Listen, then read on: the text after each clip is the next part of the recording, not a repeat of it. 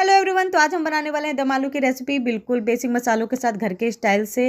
और इसके साथ साथ मैं आपको कुछ सीक्रेट टिप्स भी दूंगी जिससे कि आपका दम आलू होटल से भी कई गुना ज़्यादा टेस्टी और स्वादिष्ट बनेगा। तो चलिए करते हैं स्टार्ट। सबसे पहले आपको लेना है बेबी पोटैटो, जो मार्केट में आती है, जो अवेलेबल होती है, उसको वॉश करके अच्छे से छील लेना है। अब आपको फोक की मदद से इन आलू में आपको छेद करना है।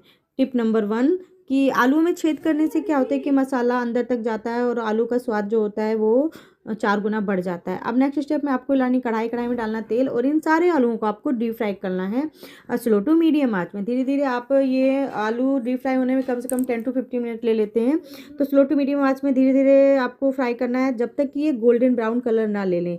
याद रखें कि कलर गोल्डन ब्राउन आएगा तो इससे टेस्ट और ज़्यादा अच्छा आता है। तो देखिए कुछ इस तरह से गोल्डन ब्राउन हो जाते हैं, तब आपको इनके सारे आलूओं को निकालना है। आप चाहें तो बटर पेपर में भी निकाल सकते हैं जिससे कि जो एक्स्ट्रा ऑयल है वो सारा बटर पेपर ऑब्जॉर्व कर लेगा। तो मैंने धीरे धीरे करके सारे आलू को प्लेट में निकाल लिया है और साइड में रख दिया। अब हमको लेनी है एक छोटी सी कढ़ाई में डालना है हमको कुछ बेसिक मसाले, जैसे कि एक तेज पत्ता, 2-4 लौंग, थोड़ी छोटी इलायची, बड़ी इलायची और फूल। अब इस स्टेज में हम डालेंगे थोड़ा सा जीरा। इसको चटकने का इंतजार करेंगे। जब तक जीरा चटक रहा है तब तक हमको लेना है 2 बड़ी प्याज, उसको बारीक चॉप्ड कर लेना है। याद रखना है कि आपका सीक्रेट टिप नंबर 2 है, जिसमें आपको जो प्याज है उसको आपको पीस के नहीं डालना है, आपको बारीक चॉप करके डालना है। अब आपका सीक्रेट टिप नंबर 3 है कि आपको जिंजर गार्लिक का कुटा हुआ पेस्ट डालना है, पिसा हुआ पेस्ट नहीं डालना है, क्योंकि कुटा हुआ का अलग फ्लेवर और इन्हेंस आता है और जो पिसा हुआ का होता है उसका अलग आता है। और जो कुटा हुआ का होता है वो बहुत अच्छा आता है, बहुत टेस्टी बनता है। तो इस तरह से डालने के बाद इसको भी हल्का कलर होने तक आपको चेंज करना है, यानी गोल्डन ब्राउन होने तक आपको इसको सौते करना है, जब तक ये कुछ इस तरह से कंसिस्टेंसी ना लगे, कुछ इस तरह से ना दिखने लगे। जब ऐसे दिखने लगे तब आपको कटोरी लेने, उसमें डालना है आपको बेसिक मसाले, जैसे कि हल्दी, धनिया, मिर्च, थोड़ी सी कश्मीरी लाल मिर्च जरूर डालें, इससे कलर बहुत अच्छा आता है। और इसमें थोड़ा सा पानी डालकर इसका एक पेस्ट बनाना है। अभी जो हमने पेस्ट बनाया इसको कढ़ाई में डाल देना है और स्लो टू मीडियम आंच में इसको हल्के हाथों से पकाना है। याद रखिए कि आपका मसाला जलना नहीं चाहिए, क्योंकि जलने से मतलब पूरा टेस्ट और जो महक है पूरी तरह से बेकार हो जाती है। अगर आपको लगे कि आपका मसाला जल रहा है तो आप बीच बीच में थोड़ा सा पानी के छींटे डालते रहे, थोड़ा थोड़ा पानी डालते रहे।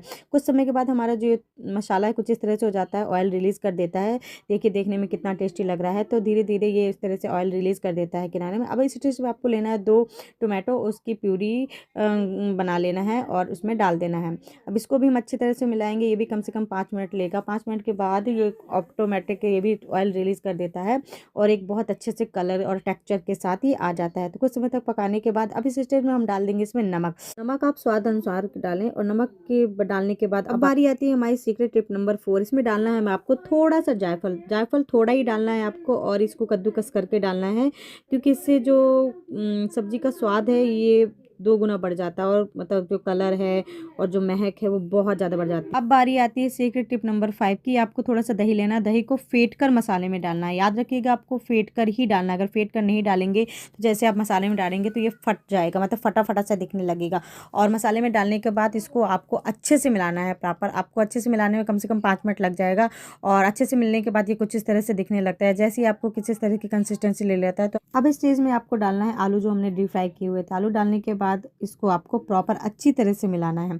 अच्छी तरह से मिलाना है यानी जो आलू हैं वो उसमें मतलब मसाला अच्छी तरह से कोट हो जाए। और कम से कम 5 मिनट तो आपको ऐसे ही बिना मतलब हिलाना है, मिलाना है, जिससे कि जो थोड़ा सा फ्लेवर है जो हमने आलू में छेद किए तो उसके अंदर चला जाए।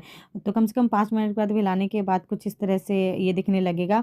अब इस स्टेज पे आपको डाल देना है आपको पानी आप अपने अकॉर्डिंग डाल सकते हैं कि जितना गाढ़ा जितना पतला खाना। अगर आप ज़्यादा ढीला पसंद करते हैं तो थोड़ा ज़्यादा पानी डालें, अगर आप थिक पसंद करते हैं तो थोड़ा कम पानी डालें, क्योंकि अभी ये जब पकेगा तो पकने में भी थोड़ा सा पानी ये लेता है और थोड़ा सा पानी ऑब्जर्व करता है। अब इसको हम ढक के कम से कम 10 से 15 मिनट इसको पकाएंगे। 10 से 15 मिनट पकाने के बाद हम इसको चेक करेंगे तो आप देखेंगे कि कुछ इस तरह से कंसिस्टेंसी दिखने लगती है। दिखने में जो हमारे दम आलू थे वो बहुत टेस्टी लग रहे थे, लेकिन मुझे लग रहा था अभी थोड़ी सी ज़्यादा ही ढीली है। तो मैंने सोचा कि थोड़ा सा इसको और ढक के पकाते हैं। तो मैंने 5 से 10 मिनट इसको ढककर दोबारा पकाया। अब दोबारा पकाने के बाद अब हमारे जो दम आलू थे वे परफेक्ट बनकर रेडी थे। तो अब इसको आपको करना है ऊपर से हरी धनिया के साथ गार्निश करने के बाद कुछ इस तरह से हमारे दम आलू दिख रहे थे, जो कि महक में बहुत अच्छे थे, महक आ रही थी इससे। और मतलब टेस्ट में तो आप देख के बता सकते हैं कि कितना टेस्टी दिख रहा था। तो अब हमें जो दम आलू थे परफेक्ट बनकर रेडी थे।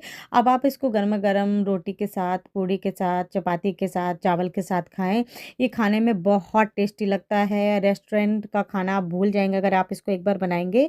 तो अगर आपको ये वीडियो पसंद आया हो तो वीडियो लाइक करें, चैनल सब्सक्राइब करें और इसी तरह की वीडियो देखने के लिए मेरे चैनल को फॉलो करें। Thank you for watching.